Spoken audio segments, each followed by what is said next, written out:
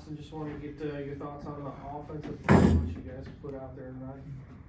Good, not great. I think we could have played a little better. I thought we did a good job in the first half. Second half was a little weird. That new clock rule kind of came into effect finally in that second half. We had one possession in the third quarter, and then we had, I think it was 2 or 3 in the third, or in the fourth. So I thought we played pretty well. It's a really shout out to our defense. They played really, really well in a night where we probably didn't have our best night.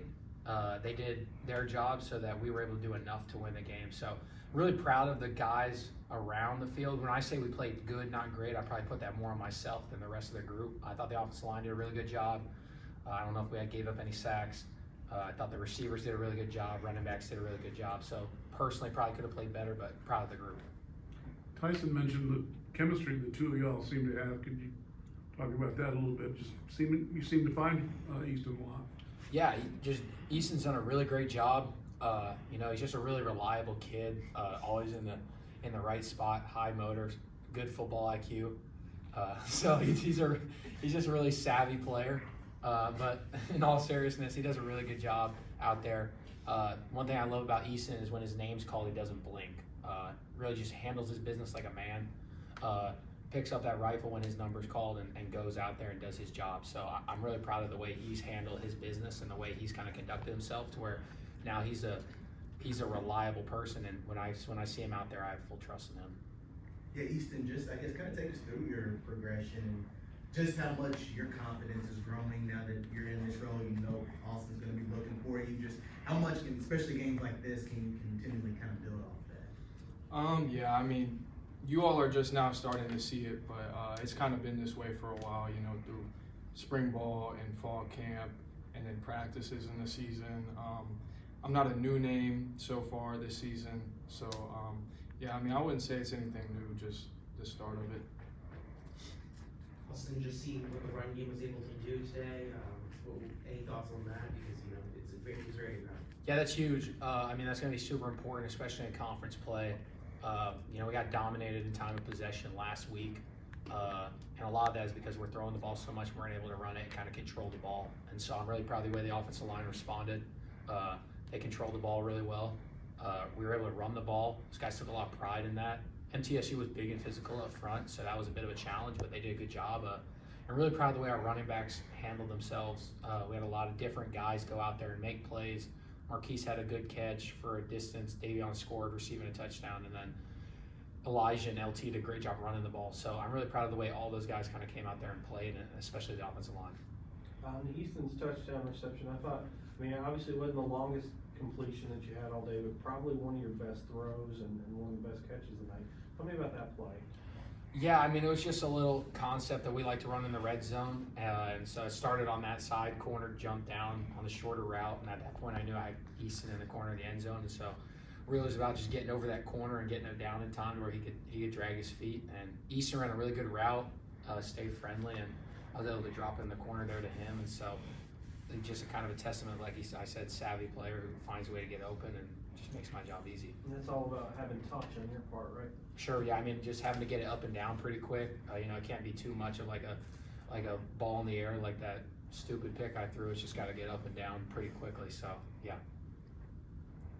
First half, you guys were pretty efficient, pretty good offensively. Second half, I was wondering, did the timeouts affect you guys at all too? The extra TV timeouts and all that? I think, one of the things is it's kind of like you just get cold turkey when you're over there on the sideline for so long. And at that point, when you have so few possessions, maybe you can press at times to feel like you have to score. I think that's why it was good to see us also control the ball late in the game. We were also kind of at the point where once we got in the fourth quarter and we were really starting to possess the ball, it was all about controlling it and trying to keep it away from then so we could kind of burn out this game and just get out of here with a W. So at that point, the offensive line took it upon themselves and we were able to run the ball pretty well. And so, yeah, it was just kind of a different approach to the way we wanted to play offense in the second half, playing with that lead and trying to get out of here and get that first conference win. So, yeah. If you guys are capable of doing that, why don't you do it more often though? Just control and run the ball with power. Just different times in the game call for different approaches. There's times where we're not running the ball very well, and there's stuff to be able to throw it in the pass game. And so I think it was nice to see us control the ball and run the ball well. It's something we haven't really been able to do lately. But, you know, it was one of those things at the end of the game we were trying to do that. I think everybody knows that the base of what we do is throw the ball. And, you know, we're pretty efficient at it. And so we want to be able to do that, but also control the ball. And so it's nice to be able to do both going forward. Austin, I was gonna ask you about that. You do 38 passes in the first half. Is there a magic number, or it just kind of depends on the flow of the game and number of possessions? Yeah, it's just kind of the flow of the game. We felt like we had stuff in the passing game in the first half. Yeah, I didn't know it was 38 and then 14, I guess, in the second half. So I guess that kind of just tells us where we were at in the game.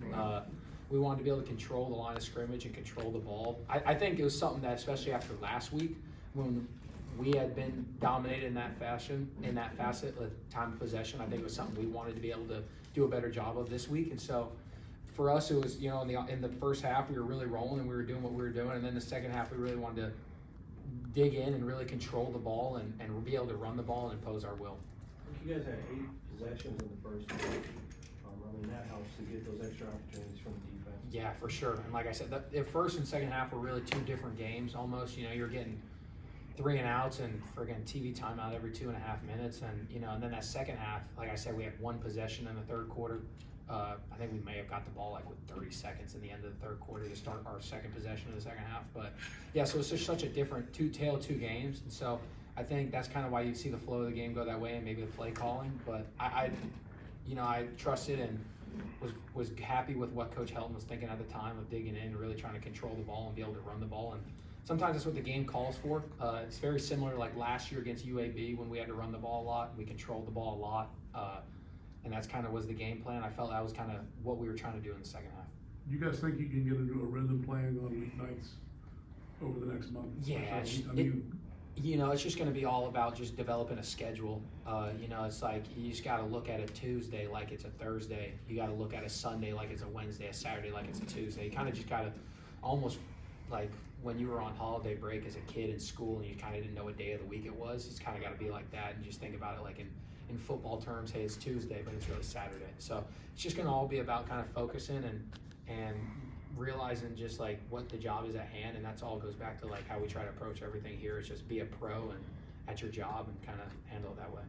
Easton, what do you think are the biggest differences in you this year versus last year, biggest growth from freshman to sophomore year?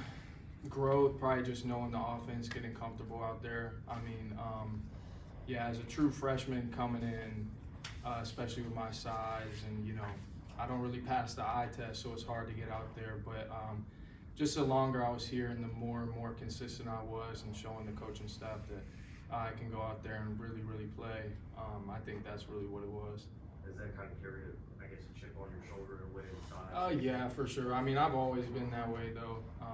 You know, kind of just not looked down upon, but sort of doubted. So yeah, I definitely play with a little bit of a chip on my shoulder. Can I ask a little bit too? I mean, Austin talked about your play and just that relationship. Can you also just kind of talk about what that relationship has been like, just getting comfortable with just quarterback receiver relationship, just you especially in this offense? Yeah, I mean, like I said earlier, like in fall camp and things like that, when like Malachi and Dalvin aren't going so much just because risk of injury and stuff like that, like I ended up being out there with Austin a lot. So really, that was a great time for us to just kind of build that relationship.